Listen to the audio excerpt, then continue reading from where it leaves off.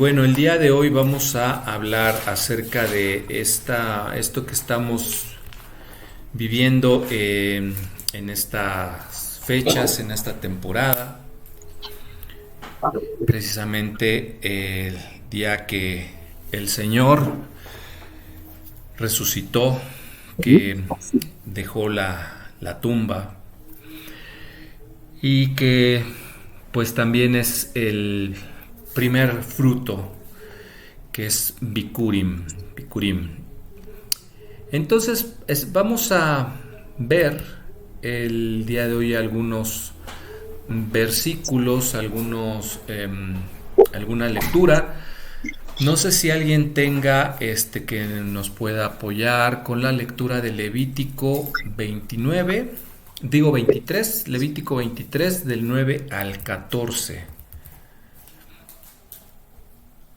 Si alguien tiene Levítico 23 del 9 al 14. Amén. Perfecto, Ana, por favor. Levítico Gracias. 23. Así dice la palabra del Señor. Dijo el Señor a Moisés: di a los israelitas, cuando entréis en la tierra que os doy y seguéis las mies, traeréis al sacerdote una gavilla, primicia del primer fruto de vuestra cosecha. Él mecerá esa gavilla ante el Señor, para que seáis aceptos. La mecerá el día que sigue al sábado. El mismo día que ofrezcáis la gavilla, ofrecéis al Señor como holocausto un cordero de 1 año. Su ofrenda será 2/10 de efa de flor de harina, unos 4 kilos, amasada con aceite, ofrenda abrasada, gratísimo aroma para el Señor. Su libación será la 1/4 de un hin de vino. No comeréis pan, ni grano tostado, ni espiga fresca, hasta que hayáis ofrecido en ese día la ofrenda de vuestro Dios. Es decreto perpetuo por todas vuestras generaciones, donde quiera que habitéis. Gracias, amén, amén. Gracias. Pues bueno, aquí vemos sobre todo la parte final que nos dice que es estatuto perpetuo por todas las generaciones, donde quiera que habiten. Y creo que eso para nosotros debe ser muy importante, porque a veces pensamos que pues todo ya está abolido, ya pues hay muchas cosas que ya no se tienen que hacer. Desde luego que pues la perspectiva puede ser que cambie, porque ahora nosotros sabemos que ya no es necesario hacer un sacrificio, porque ya fue hecho una vez y para siempre, pero debemos de guardar las citas del Señor, las convocatorias, las citas santas apartadas por Él. Y aquí esta última parte, pues bueno, nos dice eso, estatuto perpetuo para todas sus generaciones, y algo que remata, dice, donde quiera que habiten. No dice solamente en la tierra de Israel, en Jerusalén, eh, sino dice donde quiera que habiten. ¿Esto qué quiere decir? Que donde quiera que estemos, si somos, nos consideramos pueblo de Dios, injertados, debemos de mantener todo esto, debemos de conocerlo y mantenerlo, porque son estatutos que han sido dados por Dios. Vamos ahora a Corintios. No sé si alguien nos puede apoyar. Primera de Corintios 15, 20 al 23. Primera de Corintios 15, 20 al 23. Ya lo tengo, hermano. Amén. Adelante, Sammy, por favor. Dice, mas ahora Cristo ha resucitado de los muertos, primicias de los que durmieron es hecho. Por cuanto la muerte entró por un hombre, también por un hombre ha resucitado de los muertos porque así como en Adán todos mueren, también en Cristo todos serán vivificados. Amén, amén. Gracias.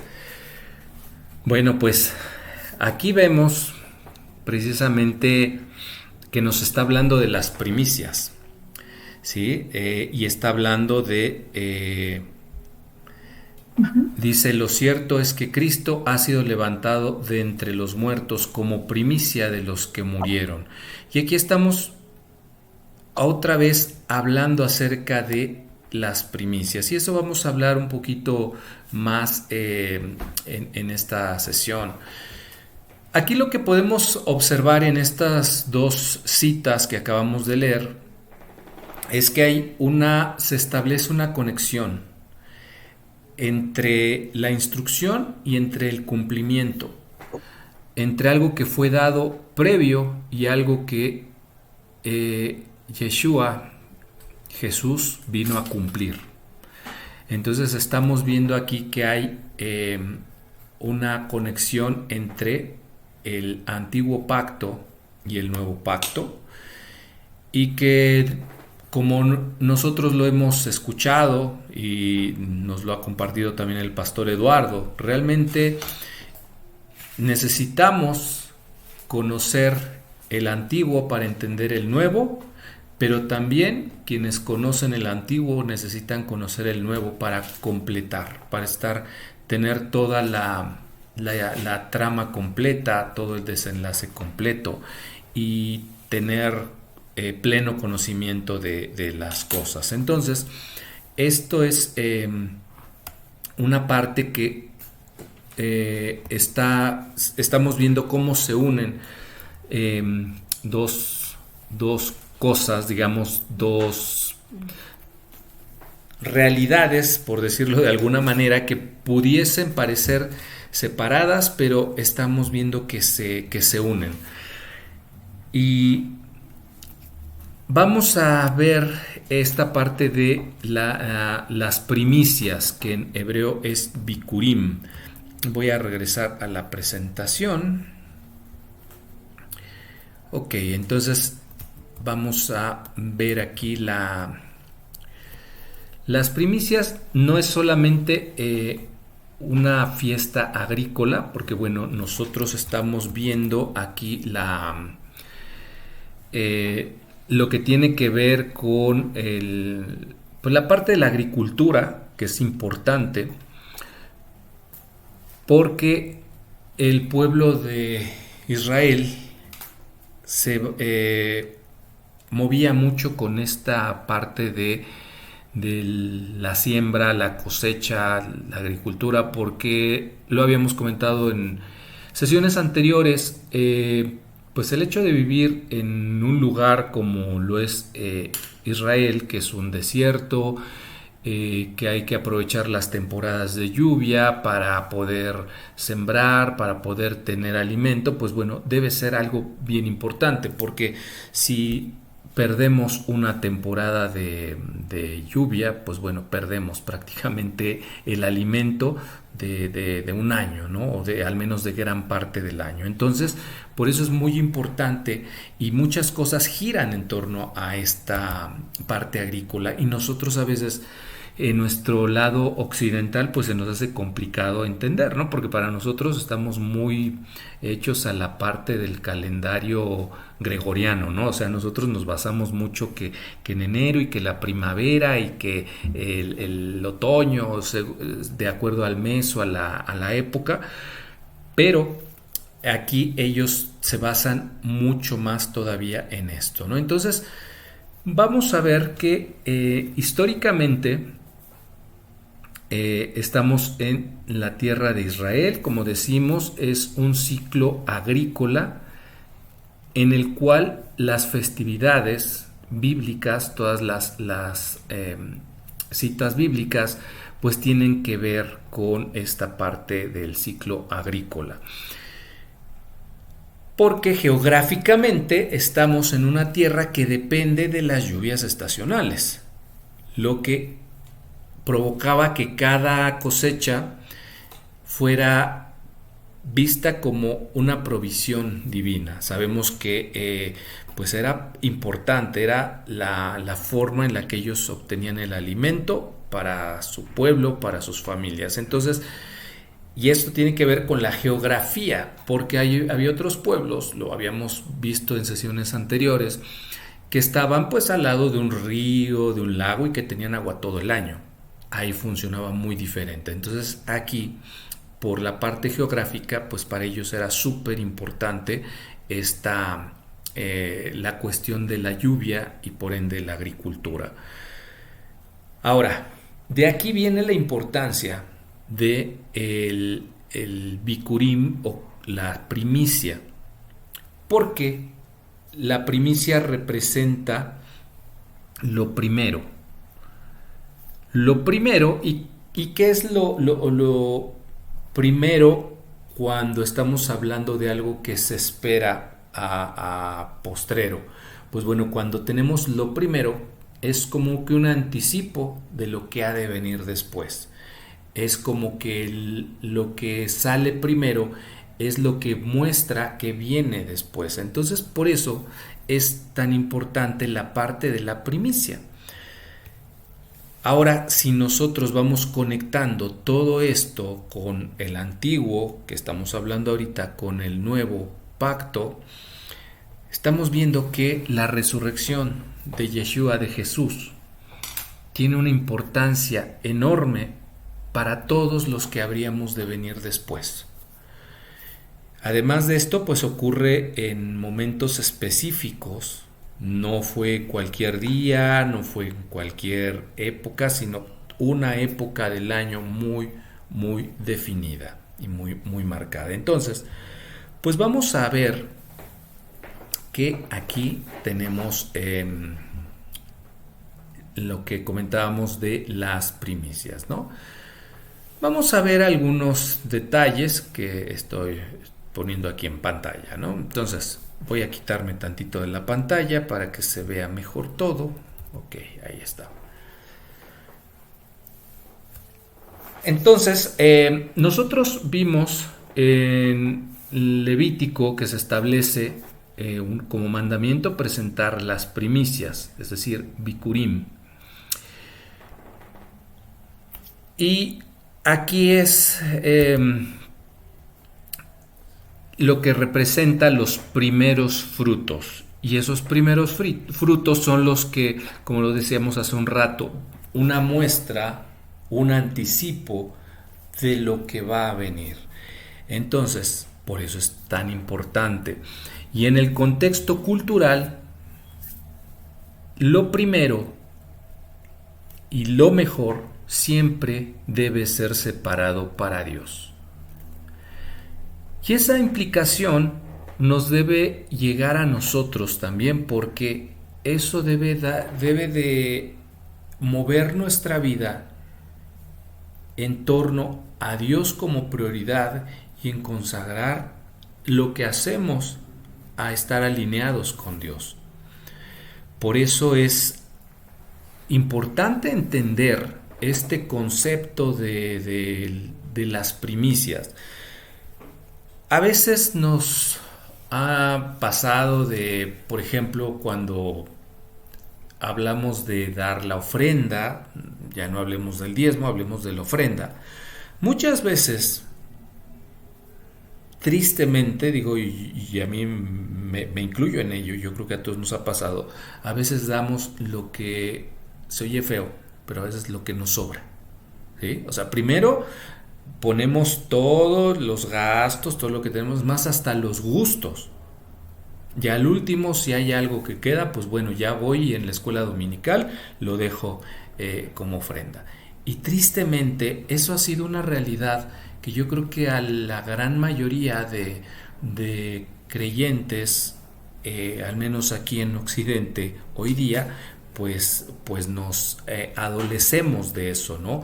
Y la idea es tratar poco a poco de ir entendiendo la importancia que tiene precisamente el poder hacer las cosas al revés. Como decía, no dar lo último, al contrario, dar lo primero. Y a veces es difícil porque nosotros siempre queremos ir sobre algo seguro, queremos caminar sobre un camino que ya está hecho, cuando Dios nos ha dicho: yo voy delante de ti, confía en mí, porque yo voy a ir abriéndote camino. Entonces a veces nos es difícil confiar en ese sentido. Yo creo que eso lo estoy hablando de la ofrenda. Ahora, si hablamos de las primicias, y aquí viene una pregunta y que me va a caer la pedrada a mí. ¿Cuántas veces que iniciamos un proyecto, no sé, vender algo, vender lo que sea, o dar un servicio, cuántas veces de manera real hemos dicho: lo primero que venda, esto lo voy a ofrendar, lo voy a dar a la congregación, o no sé, no, independientemente de lo que sea, pero que nazca de esa intención de dar? Y a mí me queda muy claro, y Sammy va a dar fe de lo que comento. Cuando nosotros estuvimos en Israel, pues vimos que, y nos comentaron, que ahí hay que hacer siempre una primer venta, y que muchas veces, aunque la venta no sea, aunque se le pierda a veces un poco la venta, pero hay que hacer la primer venta. Y yo creo que eso tiene mucho que ver con la primicia, que nosotros no le entendemos así, pero es importante siempre lo primero dedicarlo a Dios, hacerlo de corazón. Y yo creo que en ese sentido va un poquito eso. A lo mejor no va, va más en cuestión cultural, el ejemplo que acabo de dar, que en espiritual, pero sí en cuestión cultural, en cuestión material. Hay quienes lo hacen porque a veces a nosotros nos cuesta trabajo. Y digo, y a mí me cae la pedrada porque yo ha habido ocasiones que, pues bueno, pues no sé, algo que estoy, un proyecto que empiezo o algo, y no siempre doy la primicia. Entonces creo que es importante entender esto, porque no se trata de como que de invertir.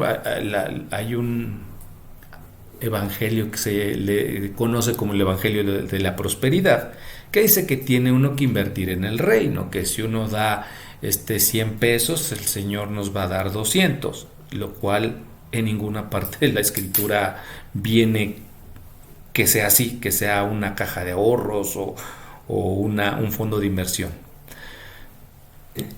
Y creo que ese es un error que se tiene, pero sí sabemos que cuando nosotros damos de corazón, nosotros mismos encontramos una, ¿cómo decirlo?, una paz, una tranquilidad, un gozo. Y creo que todos en algún momento hemos dado algo y hemos sentido bonito cuando la otra persona lo recibe, y vemos que es algo natural, no es algo que se finja. Disfruta, agradece y valora ese gesto. ¿Cuánto más puede ser si lo hacemos para con Dios, sabiendo que todo lo que sembremos en Él no es porque vaya a ser para que nos prospere a nosotros, sino es para que el mensaje de Dios llegue a otros y prospere a otros, no en el sentido material, porque lo hemos tristemente siempre manejado en el sentido material, sino en el sentido espiritual. Entonces aquí, darlo primero es darlo de corazón, darlo sabiendo que es para el Señor, y que es algo que va a ayudar a otros, no directamente a nosotros. Y creo que es el error que a veces cometemos, ¿no? Yo doy para que Dios me dé. Y no, debemos dar porque amamos a Dios y para que otra persona pueda ser bendecida. Creo que eso debe ser el fundamento siempre que ofrendemos, diezmemos, demos primicia, etcétera, ¿no? Y aquí estamos viendo la importancia de Bikurim, de los primeros frutos, que es lo primero y lo mejor. Ahora, si nosotros nos vamos a la parte evidencias, bueno, arqueológicamente se han encontrado algunas herramientas agrícolas, silos y evidencia de producciones de alimento en sitios como Megiddo y Hazor, y esto pues bueno confirma que había una cierta importancia porque se ha encontrado esos vestigios de la parte de agricultura en esos lugares. Y con base a la historia, pues podemos ver que Israel vivía en dependencia total del clima. ¿Sí? Aquí no es como hoy en día. El Israel de hoy en día tiene la capacidad tecnológica de traer agua de otro lado. No sé, de hecho hay un aparato, no que crea el agua, o sea, digamos, la crea entre comillas, pero todo el aire contiene algo de agua. Entonces ese aparato succiona aire, extrae todo lo que puede y genera agua. O sea, nosotros ahorita estamos rodeados de aire, hay una mínima parte de agua, pero ese aparato es capaz de extraer esa mínima parte y convertirla en agua. Toda esta tecnología hoy se tiene, en ese entonces no. Por lo tanto, anteriormente, pues bueno, en la historia vemos que Israel vivía en dependencia total del clima. Por eso es tan importante en las escrituras. Y de manera cultural también algo que encontré es que no se consumía nada de estas primicias antes de ofrecerlo a Dios. Y eso era un acto, como dice ahí, comunitario, era público, es decir, nosotros hoy lo hacemos ya no como un acto comunitario ni público, porque pues bueno, no es necesario, Dios escudriña nuestros corazones, pero ellos incluso lo hacían de esa manera, ¿no? Y era algo que estaba impregnado en su día a día, en su sociedad. Por eso es que el pueblo de Israel hasta hoy día conserva muchas cosas de antaño y que a veces yo creo, digo, yo nunca lo he hecho, pero yo creo que si algún día alguien le pregunta a uno de ellos ¿por qué lo haces? Algunos de ellos dirán, bueno, pues porque así me enseñaron, ¿no? No porque sepan efectivamente desde dónde viene todo, ¿no? Pero sí es ya algo muy arraigado. ¿Por qué? Porque realmente era algo que estaba totalmente inmerso en la sociedad. Ahora vamos a ver que se habla también de el día después, el día siguiente del Shabbat. Y hay una parte donde el texto dice: el sacerdote mecerá la gavilla al día siguiente del Shabbat. Y bueno, como nosotros nos han explicado, lo hemos tratado de entender, el Shabbat pues significa descanso, y esto implica un ciclo, un cierto ciclo, ¿cómo se puede decir? Apartado, un cierto tiempo apartado para estar con Dios, ¿sí? Realmente ese es el Shabbat. Y aquí, vamos, no quiero entrar en dilemas, en polémicas de otras cuestiones, de que si es tal día o no. Entonces, lo que para nosotros representa y algo que debe ser importante para nosotros, la parte del Shabbat, es tomar un tiempo precisamente para dedicar, para estar en las cosas de Dios. Porque a veces confundimos, y esto ya lo habíamos comentado hace un tiempo, a veces pensamos que el Shabbat, el día de descanso, pues es descansar, poner la tele, ver una película y estar con los amigos o no sé, y eso es muy muy alejado de lo que realmente debe ser, ¿no? Entonces aquí es precisamente de descansar, reposar, pero para estar en tiempo con Dios, ¿no? Ahora, como yo les he comentado, ¿cómo se puede decir?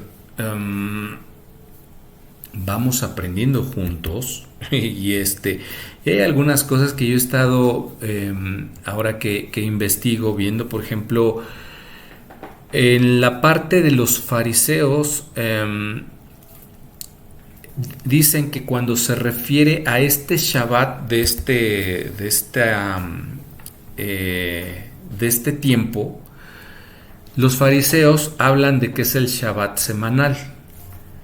En cambio, los saduceos dicen que es el Shabbat el día después del Pesaj. ¿Sí? No sé, ¿tú habías oído algo de esto, Ana? No, solo eso del Shabbat semanal. Ok. Sí. Sí, porque hay algunas situaciones que hay debates, ¿no? Y eso lo vemos hasta hoy en día, que si es tal día o que si es otro día, y aquí yo encontré esa parte, ¿no? Los fariseos hablan que en este momento se está hablando del Shabbat semanal y los fariseos están hablando que se refiere al descanso después del Pesaj.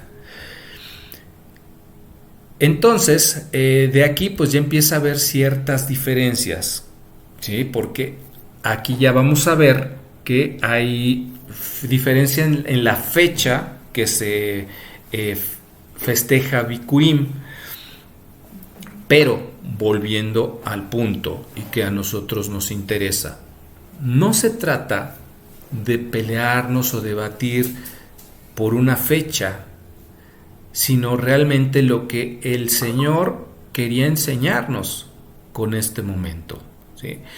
Ahora, aquí viene algo interesante que está en pantalla, que el día siguiente del Shabbat, bueno, es lo que acabo de comentar, pero hay un patrón bien interesante que es Pesaj, que tiene que ver con la parte de la muerte, ya lo habíamos visto, Pesaj, pasar por alto, la muerte con la sangre del Cordero, y nosotros sabemos quién es el Cordero que vino a dar su vida por todos. Pero hay algo que viene después, que es el Bikurim, que es los primeros frutos, que es la vida nueva, es lo que viene después. Entonces estamos viendo que hay ese patrón, que hay muerte para obtener vida, una vida nueva. Entonces, este momento, independientemente del día, nosotros estamos viendo que es un momento preciso y profético, porque Dios envió a su Hijo a morir por nuestros pecados, a resucitar como la primicia, y para darnos vida nueva. Entonces, aquí vemos cómo se va cumpliendo cosas que venían escritas en el antiguo pacto, en el Antiguo Testamento, y con cosas que están en el Nuevo Testamento. Entonces, vemos cómo se van juntando todas las cosas y vemos cómo Dios va estableciendo un reloj profético. Y aquí vemos nosotros precisamente en Yeshua, en Jesús, el cumplimiento de esto que acabamos de ver. La resurrección es en el tiempo exacto, ocurre después del Shabbat, ocurre durante Pesaj y exactamente en el día de Bikurim. ¿Sí? Entonces es señal de una nueva cosecha, de algo nuevo. Es señal de esa gracia que nosotros hoy tenemos y que lamentablemente pues se ha confundido y se ha pensado que pues todo lo demás ya no tiene importancia, no tiene relevancia, pero al contrario, la gracia que hoy tenemos es el cumplimiento de lo que ya se había dicho que iba a venir, pero que nosotros debemos de seguir guardando cosas. Ya no hay que sacrificar un cordero, ya no hay que hacer nada de eso, porque precisamente Jesús, Yeshua, vino a ofrecer su vida por nosotros. Y este tiempo que estamos viendo, al menos yo creo que estoy entendiendo mejor las cosas, que aún así me cuesta trabajo, no es algo a lo que estemos acostumbrados, no es nuestra cultura como tal, nuestro tiempo, nuestro lugar donde vivimos.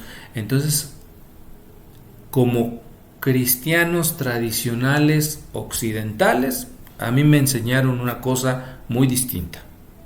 A mí me enseñaron otras cosas, no me cuadraban los 3 días, las 3 noches, nunca entendí por qué. Hasta apenas hace un par de años estoy entendiendo esto.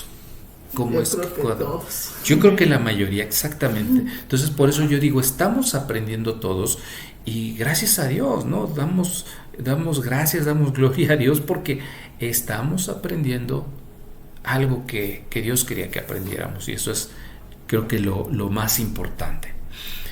Y aquí vamos a ver en los evangelios que nos hablan de que Jesús, Yeshua, resucita el primer día de la semana.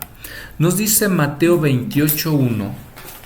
Mateo 28.1 dice así: pasado el día de reposo, al amanecer del primer día de la semana, vinieron María Magdalena y la otra María a ver el sepulcro. Eso nos dice Mateo 28.1. Pasado el día de reposo, al amanecer del primer día de la semana, vinieron María Magdalena y la otra María a ver el sepulcro. Mateo, Marcos, Lucas y Juan. Ahora vamos a ver qué nos dice Marcos. Marcos 16, del 1 al 2. Marcos 16, del 1 al 2. Nos dice: cuando pasó el día de reposo, María Magdalena, María la madre de Jacobo y Salomé compraron especias aromáticas para ir a ungirle, y muy de mañana, el primer día de la semana, vinieron al sepulcro ya ha salido el sol. ¿Sí? Vemos que se repite lo mismo, las mismas palabras, todo lo mismo, ¿sí? Cuando pasó el día de reposo. Mateo decía pasado el día de reposo. Y luego dice muy de mañana, el primer día de la semana. Y Mateo nos decía al amanecer del primer día de la semana. Estamos viendo que todo está perfectamente en concordancia. Ahora vamos a ver Mateo, Marcos, que nos dice Lucas y que nos dice Juan. Lucas 24.1. Lucas 24.1 dice: el primer día de la semana, muy de mañana, vinieron al sepulcro trayendo las especias aromáticas que habían preparado y algunas otras mujeres con ellas. Estamos viendo que aquí también nos dice el primer día de la semana, muy de mañana. ¿Sí? No nos dice pasado el día de reposo. pero nos dice el primer día de la semana. Y el primer día de la semana intuimos siempre que es después del día de reposo. ¿Sí? Vamos a ver ahora qué nos dice Juan. Ya vimos que Mateo, Marcos y Lucas nos hablan del primer día de la semana. Y Juan 20, versículo 1, nos dice: el primer día de la semana, María Magdalena fue de mañana, siendo aún oscuro, al sepulcro y vio quitada la piedra del sepulcro. Vamos a ver que también nos habla del primer día de la semana. ¿Sí? Entonces nos está hablando exactamente de lo mismo. Fue de mañana. Aquí algo que tal vez nos podría saltar un poquito es la parte que aquí Juan nos dice siendo aún oscuro. ¿Sí? Y en los anteriores vemos que decía muy de mañana, pero a ver, estaba viendo, Marcos nos dice: vinieron al sepulcro, ya ha salido el sol. ¿Sí? Así es como cierra. Marcos nos dice: cuando pasó el día de reposo, María Magdalena, María la madre de Jacobo y Salomé compraron especies aromáticas para ir a ungirle. Y muy de mañana, el primer día de la semana, vinieron al sepulcro, ya ha salido el sol. Y Juan nos dice: el primer día de la semana, María Magdalena fue de mañana, siendo aún oscuro, al sepulcro y vio quitada la piedra del sepulcro. Ahora, aquí podríamos entrar en un debate porque uno dice ya ha salido el sol y otro dice siendo aún oscuro, ¿no? Yo creo que aquí, y aquí yo creo que es ya interpretación, o bueno, no, bueno, sí, llamémosle interpretación personal. Yo creo que tiene mucho que ver aquí la importancia de... No es en sí el hecho de qué hora era, sino el hecho en sí de que los cuatro están diciendo lo mismo el primer día de la semana. Ahora, ¿por qué Marcos dice una cosa y por qué Juan dice otra? No lo sé. Probablemente aquí ya tendría que ver con la forma personal de cada quien. Ahí yo estoy hablando a título personal.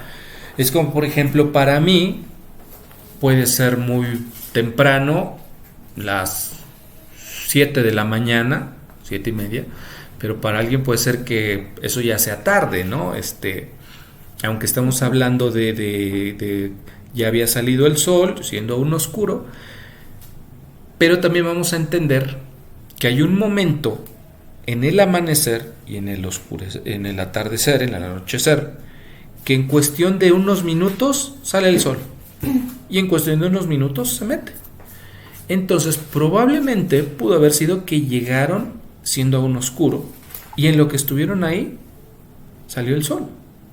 ¿Sí? O sea, tampoco estamos hablando de que son horas las que tuvieron que transcurrir para que saliera, ¿no? Y a mí me pasó, y yo se lo platiqué a Mari muchas veces cuando iba por ella a recogerla al trabajo. Entonces trabajaba por aquí, nosotros vivimos en un cerrito, entonces hay que bajar, y al momento de ir bajando, a mí me queda un cerro enfrente y el atardecer, y se ve el sol enorme, unos atardeceres muy bonitos, y de verdad, nada más lo que hacía de bajar, que me llevaría 2 minutos de bajar por el cerro, el sol se ponía y caía la noche, ¿sí? Entonces yo tampoco veo descabellada esa parte, ¿no? O sea, y el punto no es si estaba oscuro, si ya había sol, sino que era el primer día de la semana, y el primer día de la semana es después del Shabbat. Entonces vemos que no es una casualidad. ¿Por qué todos lo dicen? Porque era algo importante. era algo sumamente importante para ellos, porque desde una perspectiva hebrea, esto apunta precisamente al Bikurim, ¿sí? Al día de Bikurim, que era el que estaba empezando. Y esto, tristemente, digo tristemente porque nosotros con nuestra perspectiva occidental, latina, pues bueno, no lo alcanzamos a ver, pero el escrito está diseñado para que cualquier lector judío identifique el patrón sin que se diga explícitamente. A nosotros sí nos lo tienen que decir explícitamente porque no es nuestra cultura, no es lo que acostumbramos, no estamos inmersos. Pero alguien que guarda todas las fiestas generación tras generación, y aunque lo haga por costumbre, aunque no sepa de dónde vienen, pero sabe qué debe hacer, cuándo lo debe hacer, cómo lo debe hacer, entonces estos pequeños detalles no son casualidad, son precisamente para que ellos identifiquen ese patrón sin que se diga explícitamente. Y aquí vamos a ver que todos coinciden con la resurrección en Bikurim. Ahora aquí viene la parte triste. Aunque está explícito para nuestros hermanos mayores, no lo han leído. La gran mayoría no lo han leído. ¿Por qué? Porque les es prohibido. Entonces hay muchas cosas que nosotros también tenemos que, como creyentes, pues estar conscientes. Y tristemente, hoy que en estas últimas fechas que ha estado el conflicto, pues hemos visto, me ha tocado ver publicaciones de creyentes atacando a Israel, a los judíos, por haber matado a Jesús, por no haberle reconocido, cuando realmente por eso que sucedió, porque ellos están cegados, nosotros estamos aquí, nosotros estamos injertados el día de hoy. Entonces con más razón debemos estar agradecidos con ellos, agradecidos y tristes. Lo que decía al principio, es una fecha de una mezcla de tristeza con alegría, de alegría con tristeza, porque Jesús, Yeshua, el Hijo de Dios, vino, habitó, tabernaculizó entre nosotros, nos enseñó y no lo supimos reconocer, ¿sí? Murió, pero resucitó para darnos vida nueva. Entonces es algo agridulce, y yo creo que sucede lo mismo a nosotros como creyentes. Nos debería suceder lo mismo con nuestros hermanos, porque si bien ellos han sido cegados y no han reconocido al Mesías, es una bendición para nosotros, pero también debe ser algo pues triste, porque se están perdiendo de gran bendición que nosotros tenemos. Entonces yo creo que para nosotros también es importante pues entender todo esto que ellos han preservado, que ha llegado hasta nuestros días, y que estamos entendiendo con mucho más claridad las escrituras. Y bueno, vamos a ver que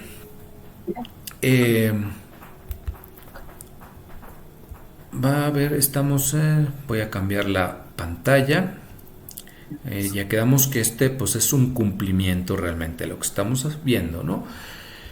Y estamos hablando de la primicia. Y aquí en Primera de Corintios 15 del 20 al 23. ¿Cómo?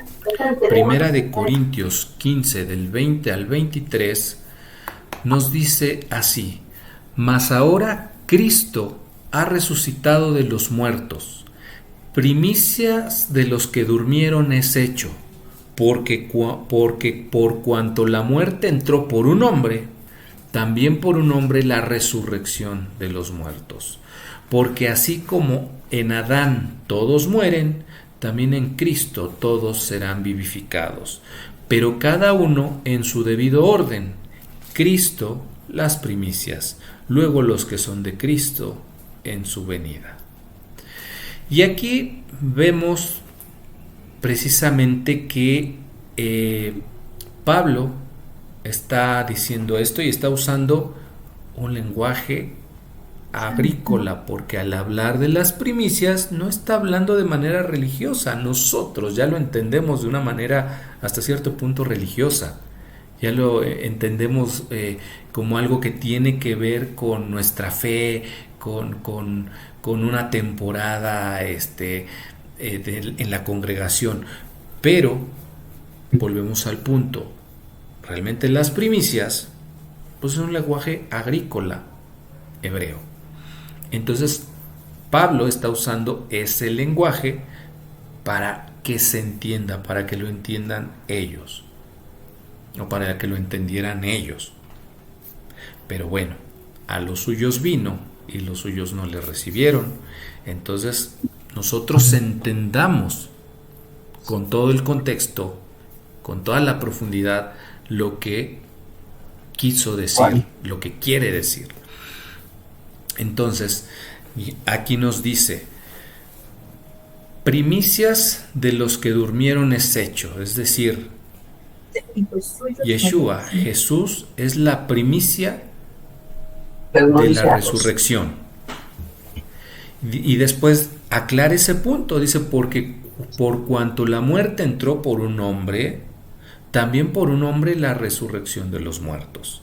Es decir, y luego lo vuelve a aclarar todavía. Dice, porque así como en Adán todos mueren, también en Cristo todos serán vivificados. Fíjense qué interesante cómo, a pesar de que él habla en un lenguaje a los hebreos y habla en un lenguaje que entienden, pero lo va ampliando y lo va dejando más claro para que no haya lugar a duda, ¿sí? Porque primero dice, Cristo ha resucitado de los muertos, primicias de los que durmieron es hecho. Aquí ellos ya lo entienden, pero si por si no, nos remarca, porque por cuanto la muerte entró por un hombre, también por un hombre la resurrección de los muertos. Y aquí, bueno, creo que ya se entiende más, pero por si todavía no se entiende, dice todavía, porque así como en Adán todos mueren, y ya sabemos por qué se refiere eso, ¿sí? Dice, también en Cristo todos serán vivificados.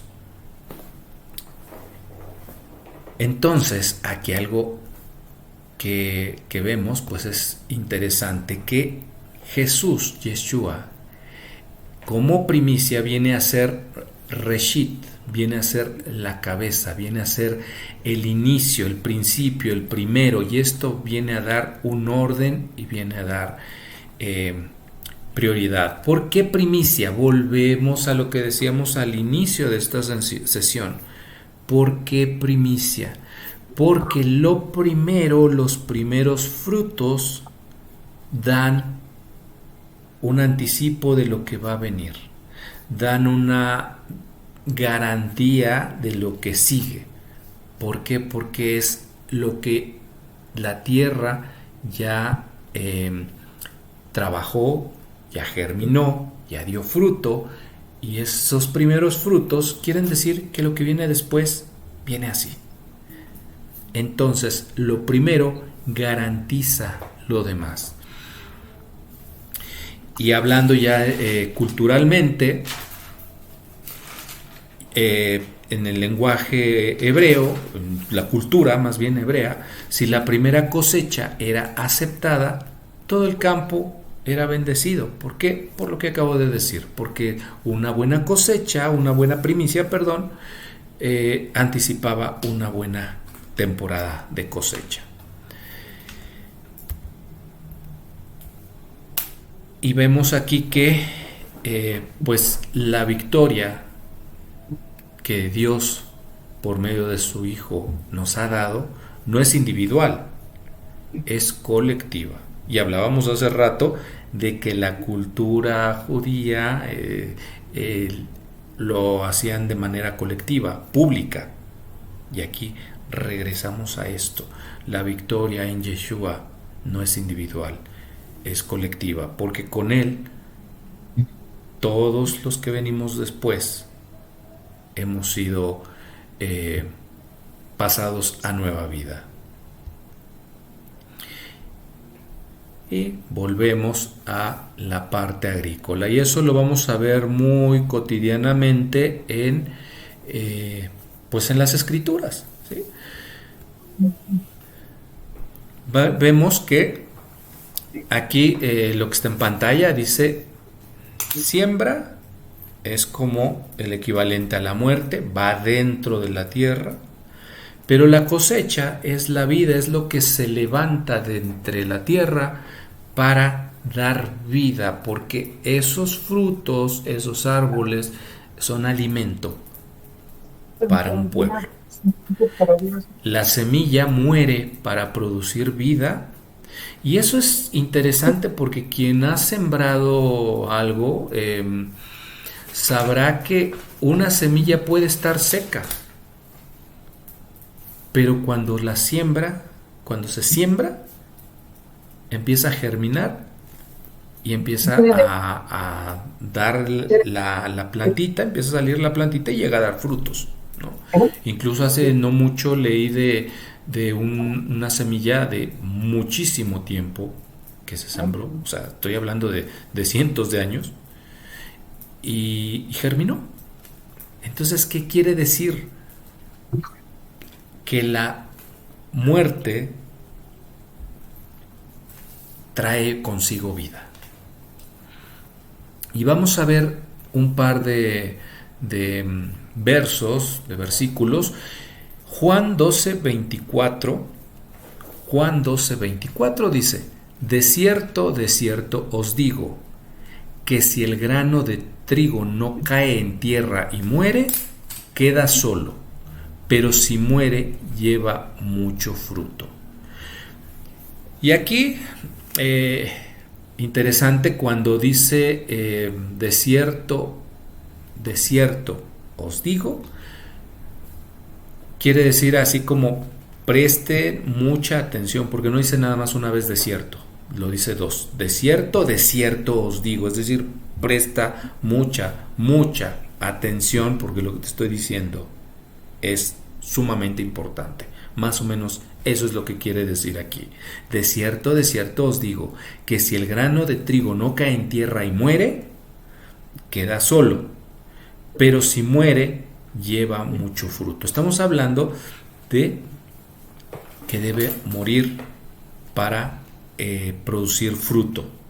Ahora, Génesis, nos vamos al Antiguo Pacto, Génesis 1, 11 y 12, también nos habla de esto de la semilla. Dice: después dijo Dios, produzca la tierra hierba verde, hierba que dé semilla, árbol que dé fruto según su género, y que su semilla esté en él sobre la tierra. Y fue así. Produjo pues la tierra hierba verde, hierba que da semilla según su naturaleza, y árbol que da fruto, cuya semilla está en él según su género, y vio Dios que era bueno. Entonces, desde aquí vemos la importancia que tiene la semilla. O sea, no es que recién se le ocurrió en el Nuevo Testamento decir la parte de la semilla, no, porque ya se sabía la importancia que tenía, porque fue parte de la creación de Dios y Dios así lo diseñó, ¿sí? Dice: hierba que dé semilla. Dice: fruto que dé fruto según su género, que su semilla esté en él. Entonces estamos viendo qué importancia tiene esto en todo lo que vimos o lo que sabemos acerca de esta última semana de Jesús. de Yeshua con nosotros y cómo Él fue la semilla que fue muerta, fue enterrada, pero que resucitó para darnos vida, dar fruto y fruto en abundancia. Y vemos que todo está en un lenguaje de agricultura, porque era para que lo entendiera Israel, para que lo entendiera el pueblo de Israel. No obstante, nosotros tenemos que entenderlo. Ha llegado a nosotros y creo que es de suma importancia que nosotros lo entendamos. Y aquí, cerrando ya casi para terminar, la palabra sera, semilla, también significa descendencia. Entonces vemos que todo en la cultura hebrea tiene esa parte de que se complementa una cosa con la otra. No es casualidad que cuando se habla de la semilla se esté hablando de una descendencia, se esté hablando de generaciones. Entonces, esto está conectando, precisamente este último que está en pantalla, está conectando la agricultura con el linaje. Y esto nos muestra que la semilla produce multiplicación, pero la muerte y resurrección de Yeshua, del Mesías, produce un pueblo. Y es para terminar, pues bueno, es importante que entendamos que para que haya una resurrección debe haber una redención previa. Para que haya vida nueva debe haber muerte de la antigua vida, de lo malo que estaba. Debe haber, como nos decía alguna ocasión el pastor Eduardo, debe haber un barbecho, debe limpiarse lo que está mal para poder dar algo nuevo. Entonces, pues creo que es bien importante aquí pues vivir como primicias.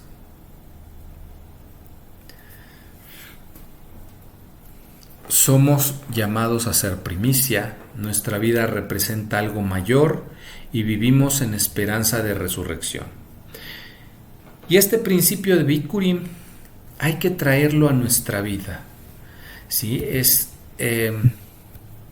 importante. Nosotros, como creyentes, debemos de vivir como primicias, dar lo mejor que nos ha sido dado, lo mejor que nos ha sido dado por Dios, por Jesús, por Yeshua, y hay que vivir en obediencia, separado y consagrado. Yo hace años lo pensaba como alguien, híjole, como cotidianamente se dice, santurrón, acartonado, agrio, y no, o sea, realmente separación y consagración es que nuestra vida gire en torno a Dios y ser su reflejo de su amor.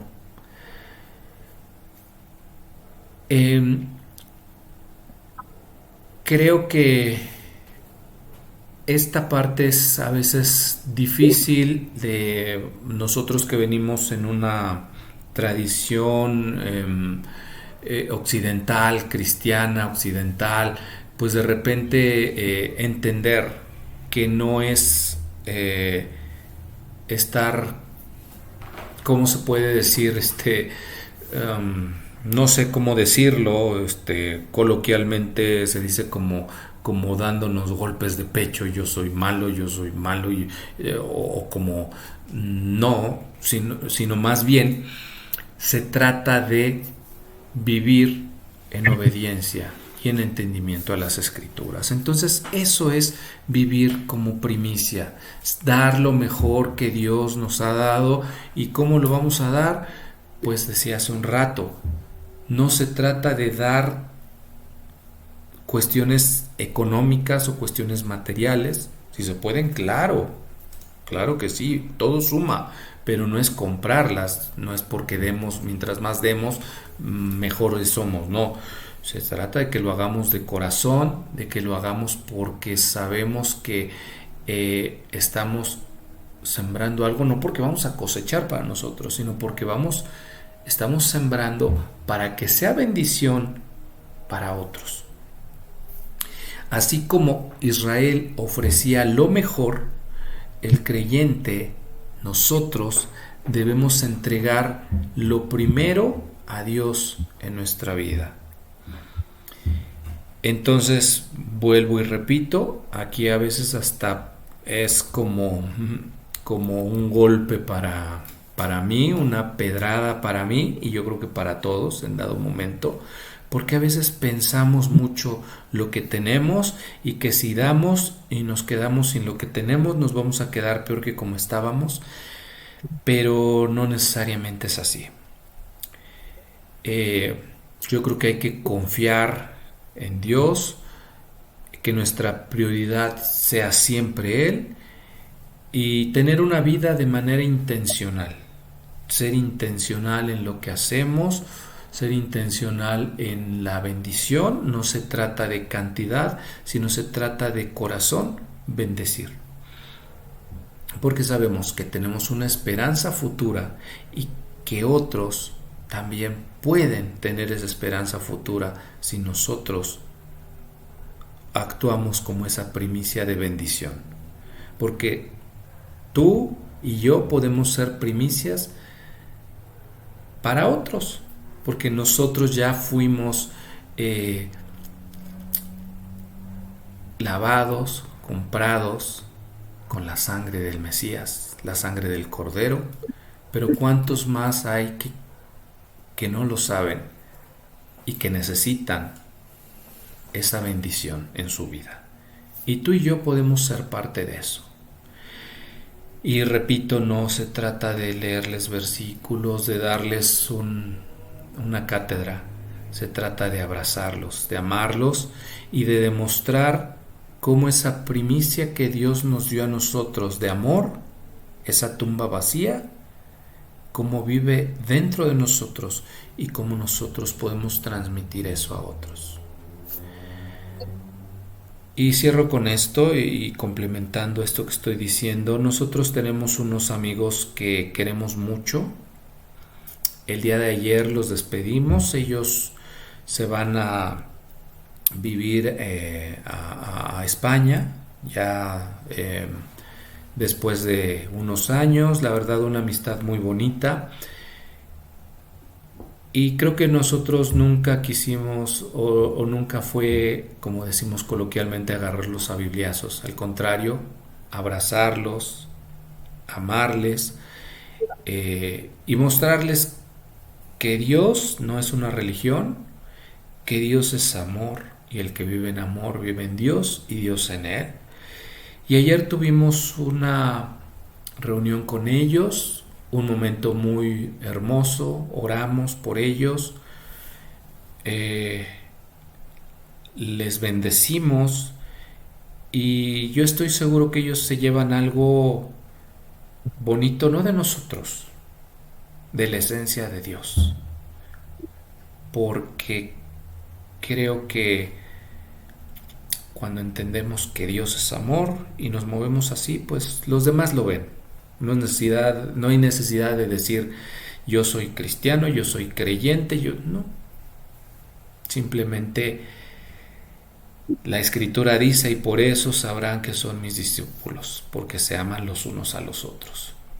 Bueno, pues yo creo que nada más queda más que dar gracias porque el Señor es bueno, porque el Señor nos permite estar juntos, que le preguntemos de manera personal qué nos quiso decir, qué tiene para nosotros, qué podemos aprender, cómo podemos enriquecer lo que estamos viviendo por medio de su palabra.